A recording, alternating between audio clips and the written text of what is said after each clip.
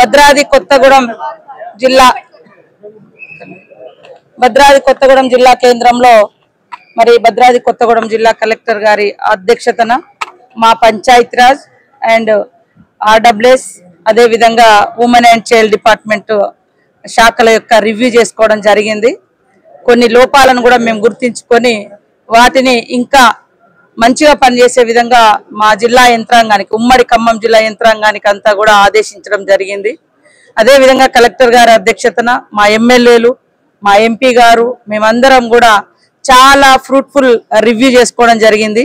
అందరూ ఒపీనియన్స్ తీసుకొని అదే విధంగా ఎక్కడ లోపాలు ఉన్నాయి ఎక్కడ బెటర్ గా ఉంది అని కూడా చేసినప్పుడు కలెక్టర్ గారు మంచి సమన్వయంతో జిల్లాను అభివృద్ధి పదంలో నడిపిస్తున్నారు. డ్రింకింగ్ వాటర్ ప్రాబ్లం కూడా చాలా వరకు క్లియర్ చేయగలిగినారు.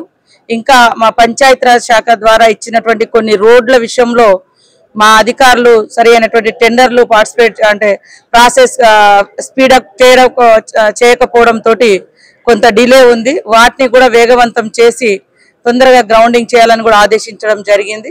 అదే విధంగా ఉమెన్ అండ్ చైల్డ్ డిపార్ట్మెంట్ కు సంబంధించి మరి రేపు ఒక కొత్త ప్రోగ్రామ్ కూడా లాంచ్ చేస్తా ఉన్నాం ఇక్కడే రేపు పొద్దున 8:30కి. సో ఈ యొక్క ఆస్పిరేషనల్ డిస్ట్రిక్ట్ గా ఉంది. వెనుకబడ్డ జిల్లా, ట్రైబల్స్ ఎక్కువ, ఆదివాసులు ఎక్కువ ఉండేటువంటి జిల్లా. అనేక సమస్యలు ఉంటాయి.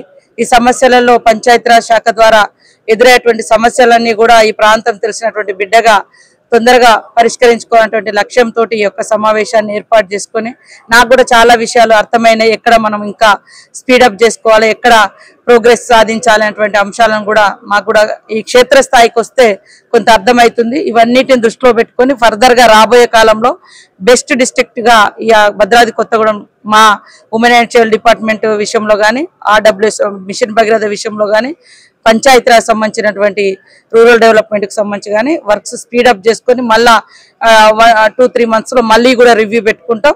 ఇప్పుడు వచ్చినటువంటి సమస్యలు మళ్ళీ రిపీట్ కాకుండా కూడా చూసుకుంటాం.